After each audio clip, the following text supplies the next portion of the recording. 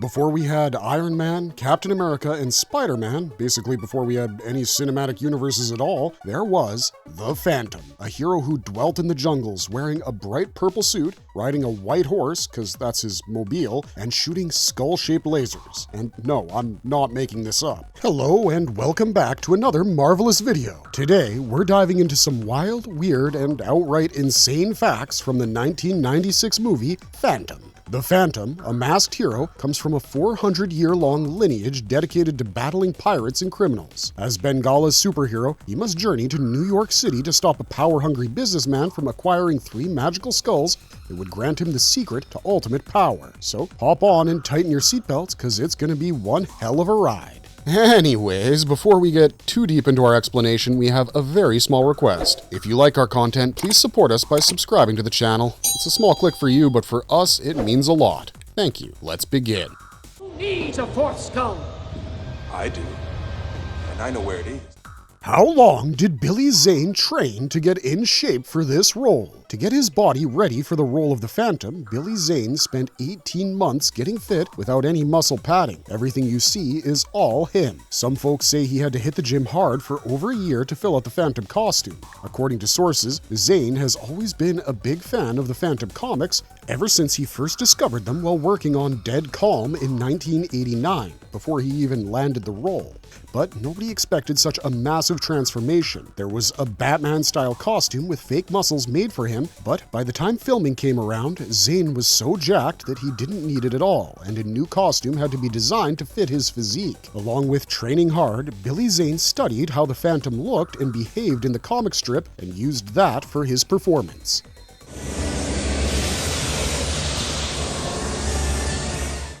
What famous stars almost played the Phantom instead of Billy Zane? Allegedly, Billy Zane wasn't the only one considered for the role of the Phantom. And yes, the rumors are true. Bruce Campbell, famous for his role as Ashley J. Williams in the Evil Dead franchise, was nearly cast in this project. He even tried out a screen test for it, but we guess the timing just wasn't right to make it happen. Some folks also say that New Zealand actor Kevin Smith, who's now a famous filmmaker known for his funny and dramatic storytelling, was also in the running to play Kit Walker, the Phantom. Dolph Lundgren, the Swedish actor who made a name for himself thanks to his part in Rocky IV back in 1985, was also considered for the main role when they were kicking around ideas for the project in the late 80s and early 90s. We're glad that Zane beat out Campbell, Lundgren, and Smith, although now we're left to wonder what would have happened if the casting had changed. We'll leave that to your imagination.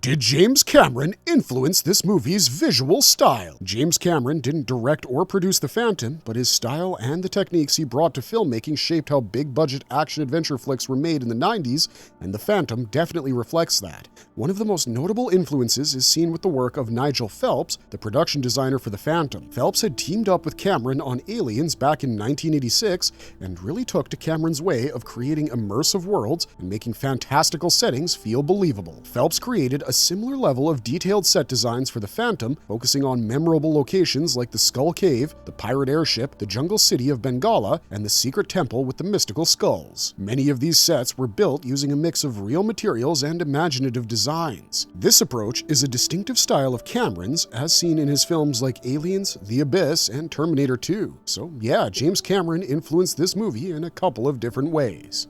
What quirky habit did Billy Zane have when not filming involving his costume? When the team wasn't filming, Billy Zane had this funny habit of darting out to grab sushi in his Phantom costume. Yup, you heard that right, he'd go out in a bright purple bodysuit just for food. But to be honest, it's one of the cutest and quirkiest behind-the-scenes stories from the 1996 movie, and honestly, kind of hilarious. According to interviews with the cast and crew, Zane would just walk around the set in his skin-tight suit like it was no big deal. No robe, no cover-up, just fully embracing the purple superhero vibe, taking naps, getting lunch, cracking jokes, driving around, and chilling out. That's definitely one way to stay in character. Who directed the original script, and what was its tone intended to be? Sergio Leone was one of the first directors to show interest in adapting The Phantom for the screen. He started writing a script and looking for locations to film. Leone also planned to make a movie based on Mandrake the Magician, another comic strip by Lee Falk, but that project was never completed. However, in the early 1990s, Joe Dante, director of Gremlins, was originally all set to direct a version for Paramount Pictures and even teamed up with Jeffrey Boehm to write a draft. Their script had a fun, tongue-in-cheek vibe and wrapped up with a big showdown against a winged demon. Their writing featured humorous parodies of superhero and adventure tales. However, everything got pushed back a year because of budget issues and creative disputes, which led to Dante stepping away from the project. He still got credit as an executive producer, but later on, he expressed his disappointment with the final movie for losing its humorous touch and cutting a bunch of funny scenes after a rough test screening. Which villain was originally meant to be a supernatural demon? One of the craziest behind-the-scenes facts about Phantom is that the villain, Xandra Drax, was originally supposed to be a supernatural demon instead of just a flashy businessman. And yeah, we're not joking about the name, it starts and ends with an X. Treat Williams played Xandra Drax, the main villain, with a bold energy that would impress villains from 1930s movies. Williams said he based his performance on classic pulp bad guys and viewed Drax as a bad guy with flair. But let's get back to the main point we're discussing. Xandra Drax was originally supposed to have some real magical powers, but then the studio and producers decided to scrap the supernatural stuff. They wanted to stick more to that classic pulp serial adventure vibe like Indiana Jones and the Rocketeer, less magic and more action and exotic adventures. In the original comics by Lee Falk, the bad guys were mostly pirates, smugglers, or corrupt leaders, so in the end, the creative team kept things closer to the source material. Why was the movie secretly shot in 4 countries without many knowing? Initially planned to shoot in Hawaii, the production was instead relocated to New York City, Thailand, and Australia to keep the budget under control, ultimately reducing costs by $12 million. The shooting happened in 4 different spots to make sure we could use the unique features of each location, which really adds a lot of genuine charm to the movie. Principal photography began in LA, with scenes shot at Greystone Park and the Playboy Mansion representing the Palmer Estate. The Los Angeles Zoo stood in for the NYC Central Park Zoo, and Hollywood backlot streets were used to recreate 1938 New York City, featuring over 50 vintage cars and 400 extras in period costumes. After wrapping up in Los Angeles, the crew headed to Thailand for about 7 weeks to film scenes that stood in for Bengala. They captured some major action moments there, like the Phantom's rope bridge rescue. Then, they moved on to Australia using the Village Roadshow studios on the Gold Coast of Queensland. They made use of 8 sound stages, including Stage 5, which was home to the Sing Pirates Cave, the biggest interior set ever built in Australia. They also created other sets, like Xandra Drax's office and a New York museum, at different stages and spots, like Brisbane City Hall and the Manor Apartment Hotel. How did Billy Zane's role in The Phantom land him a role in Titanic? Before The Phantom, Zane mainly had smaller parts in movies. He stood out for sure, like in Dead Calm and Back to the Future Part 2, but a lot of directors didn't see him as leading man material. In The Phantom, he stepped up as a lead, showing off his charisma, physical transformation, and romantic range, and displayed both earnest hero vibes and a fun sense of humor. That caught the eye of James Cameron, who was on the lookout for someone to play Cal Hockley in Titanic. Cameron wanted a guy who could bring that classic Hollywood charm with a bit of an edge. Someone who seemed respectable at first, but layered with arrogance, insecurity, and cruelty bubbling under the surface. Talk about weird coincidences, Katherine Zeta Jones played the role of Isabella Paradine in the 1996 miniseries Titanic. What's the importance of Skull Cave drawn from the comics? The skull is a major symbol in the Phantom's life, and it's pretty much everywhere you look. He lives in Skull Cave, wears a skull ring, and in the movie, he's on a quest to find 3 skulls. If you check out his costume, you'll notice there's even a skull design on it. Despite all of that, the most important symbolic skull is in the Skull Cave, which is the Phantom's base, taken from the comic strip. It's believed each Phantom, except the first, is born in the cave and eventually returns there. Inside the cave, in the comics, is a throne room, 2 treasure rooms, a crypt for the remains of past Phantoms, a library with records kept by each Phantom, a radio communication room, and a vault with collected remains of various historical figures. So, it's a pretty important place in the Phantom lore. Was the Phantom's costume originally supposed to be red, not purple? That purple suit was risky if you think about it. The Phantom suit is famously purple, just like in the comics. But by 1996 standards, when superheroes were often clad in black leather like Batman or the Crow, it looked almost cartoonish. So, during the pre-production and early costume tests, the film's art department created several versions of the Phantom suit: red, dark maroon, and classic purple. Bright colors so our hero stands out. They were tested on screens, but they just didn't work on camera. For instance, the red suit clashed with Thailand's lush green jungle background, giving it a comedic look that undermined the serious tone the creators aimed for. After much discussion, Billy Zane pushed for them to stick closely to the original story, and that choice led to one of the most visually striking and divisive superhero suits ever shown on screen. Compared to the striped underpants, the purple suit is much better.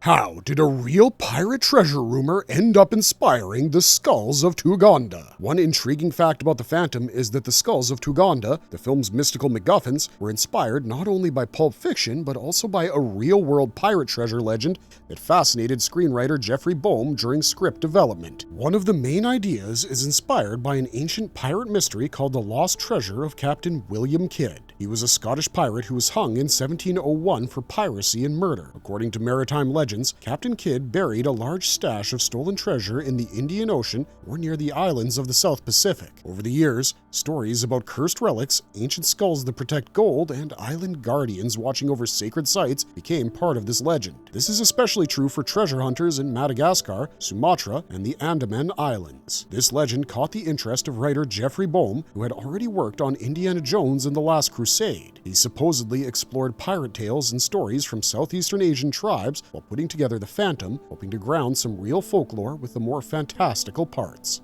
Why was Catherine Zeta-Jones cast at the last minute and almost dropped? Back in 1995, Catherine Zeta-Jones was still figuring things out in her career. She was popular in the UK for her role in the TV show The Darling Buds of May, but still hadn't made a name for herself in Hollywood yet. When they started casting for the Phantom, they were originally looking for someone more established, like a big-name American or Australian actress who could draw in audiences, to play Sala, the seductive and fierce pirate. The studio looked at a bunch of rising stars for the role. Well-known actors like Jenny McCarthy-Wahlberg and Jennifer Lopez even tried out for the part of Sala, but it just didn't feel right. In the end, director Simon Windsor went with Catherine Zeta-Jones because he liked working with her on Palestine, October 1917, back in 1993. This was one of her early Hollywood roles. What's interesting is that even though she's the villain for most of the film, her character suddenly changes sides towards the end, which feels a bit rushed and not very believable, probably because of some last-minute editing. But ultimately, her charm and energy in the movie caught the eye of Steven Spielberg, who ended up recommending her for The Mask of Zorro in 1998. That film launched her into A-list status alongside Antonio Banderas. It's kind of funny that the movie she almost got cut from ended up being the stepping stone for her Hollywood career.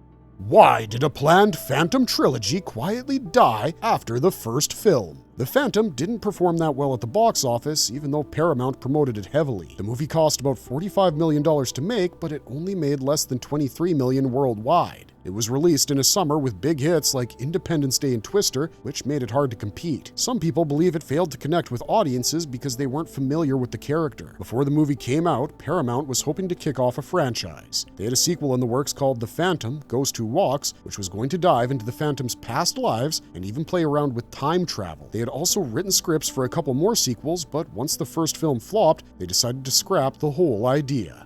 How did the movie accidentally predict the superhero boom of the 2000s? When The Phantom hit theaters in 1996, it was met with lukewarm box office returns and a mild critical response. But thinking about it now, one could say it became a stepping stone for the very superhero formula that would dominate cinema in the 2000s and beyond. Phantom, created in 1936, is often seen as the first superhero in a costume. He appeared 2 years before Superman and 3 years before Batman. Phantom was also the first to wear a tight suit and a mask, helping to set the standard for superhero costumes. The Phantom took its source material seriously, embracing the mythology of Kit Walker, the 21st man to hold the title of the Phantom. This theme of a legacy hero, passed down through generations, would later unknowingly become central in films like 2018's Black Panther, The Flash, and 2005's Batman Begins. The movie introduced the concept of creating its own universe with the island of Bengala, the Singh Brotherhood, and mystical relics like the skulls of Tuganda. This interconnected storytelling, integrating history and myth, laid the foundation for the Marvel Cinematic Universe we love today. Billy Zane's portrayal of the Phantom was charming, sincere, and witty. This performance tone resembles what Robert Downey Jr. later mastered as Tony Stark, aka Iron Man. The Phantom hinted at what would happen next. It mixed supernatural elements with adventure similar to Doctor Strange, Thor, or Shang-Chi. While the film didn't have the heavy CGI effects found in later superhero movies, it did use practical effects and it had a strong production design. This gave the film a lasting quality. Basically, the Phantom had everything you'd want in a modern superhero flick, like a solid backstory, cool mythology, a well-built world, and even a fair share of humor and heart. The only catch? It came out too soon. The superhero boom of the 2000s didn't copy the Phantom, but it did unknowingly follow in its footsteps.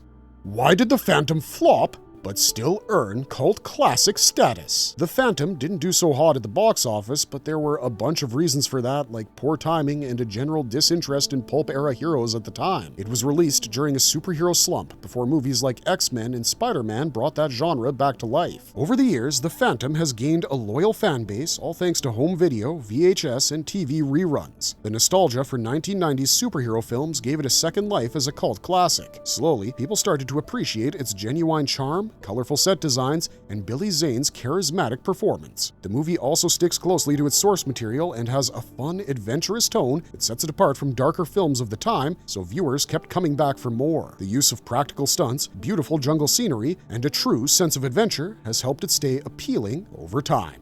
Marvelous verdict! So there it is, some wild and crazy facts about the 1996 Phantom movie, which is a totally underrated gem loaded with passion, purple spandex, pirate airships, and just the right amount of chaos. It might not have dominated the box office, but it sure left its mark on us. Now that we've come to the end of today's video, let us know in the comments down below if you grew up watching The Phantom, or is this the first time you've heard about it? We want to hear your thoughts on The Phantom. Unfortunately, that's all we got for you this time, so thanks for watching, and we'll see you in the next one. Till then, stay heroic, stay weird, and slam evil.